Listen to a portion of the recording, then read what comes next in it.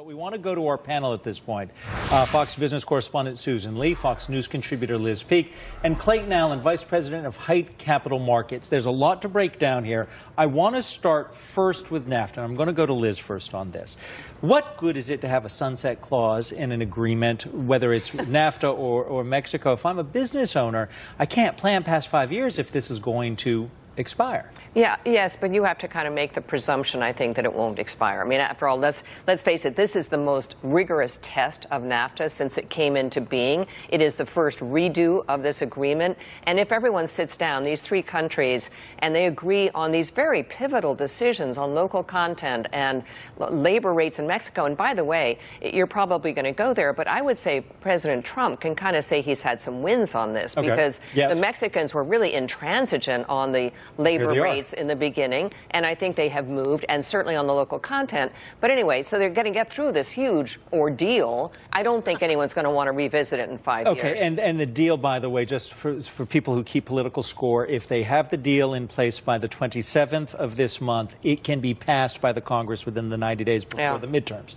So that deals with Mexico. I want to bring in Clayton Allen because I have respected Clayton for a long time when you turn to issues regarding China.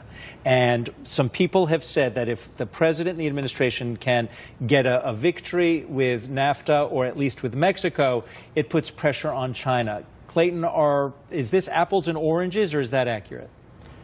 I don't think it's apples and oranges. I think there's, to actually take it back to something that Liz said, there's a very important win here. If Trump can renegotiate NAFTA, that creates a lot of political momentum for him here at home, and it takes away one of the Chinese major negotiating ploys. Basically, that Trump would face domestic pressure to get some win on trade. Okay. You get a win on NAFTA, he has more room to run. And before I bring Susan in, because she's actually lived in Asia and she covered China for so many years, I do want to ask you, when the Chinese counter what we're going to do, they announced that the new tariffs from the United States, the $16 billion, go into effect August 23rd. Is it a bluff from China? Are we ratcheting up to the solution, or are we getting ready for a trade war?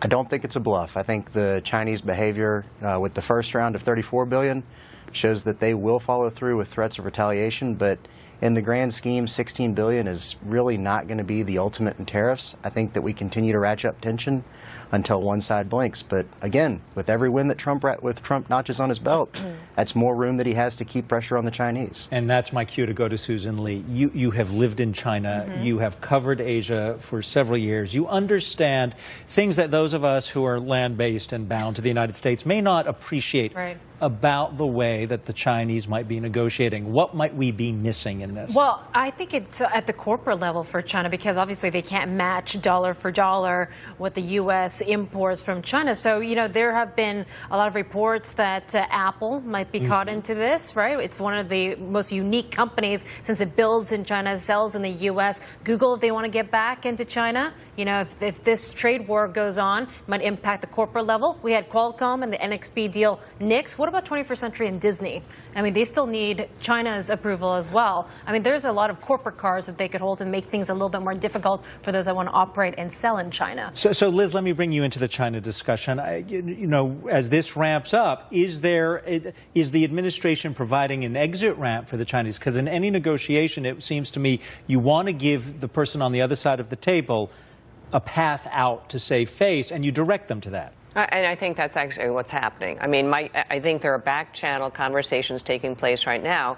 The ultimate threat here is not our tariffs on their imports. The ultimate threat is that we partner with the EU and with other trading nations around the world and say, okay, we are not taking any more investment from China. The Belt and Road thing just isn't going to happen. We're not going to bail out Pakistan via the IMF. There are a lot of levers here that I think are potentially very damaging for China and that we can yet access. So if China wants to see some of these very important initiatives for their long-term growth continue, they're going to have to come back to the table at some point and say, okay, you know, we've exhausted our tariff opportunities, and here is what we're willing to do. But I think politically, one important thing to point out is that the Chinese media is saying we can wait this out a lot longer than the U.S. can. We have, you know, political stability. We don't have to get into an election in 2 years. Xi Jinping has come under pressure, as you know, and for the first time ever, there There are bloggers out there criticizing him. His own financial people are beginning to question his authority now that he's taken all this. Clayton, I mean, you're listening to this discussion. What do you think? The 23rd is when the new tariffs from the states will go into effect, and then we have the threat of $200 billion in more tariffs. When Liz is talking about the Chinese allowing bloggers to criticize the government, is this a sign that there will be a breakthrough, or are you worried from your analysis that we're headed to much more difficult fisticuffs with the Chinese over this? I tend to think that we're headed towards more difficult fisticuffs in the short term. To a point that was actually made a second ago, you're starting to see a little bit of discord in Chinese domestic politics.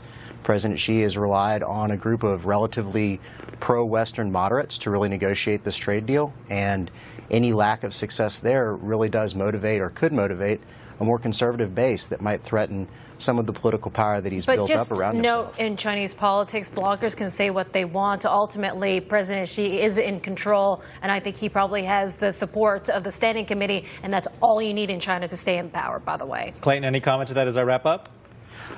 No, I would tend to agree, and I would just add that I think that people are very right to point to NAFTA and some of these domestic political wins as an important path forward for the administration on China.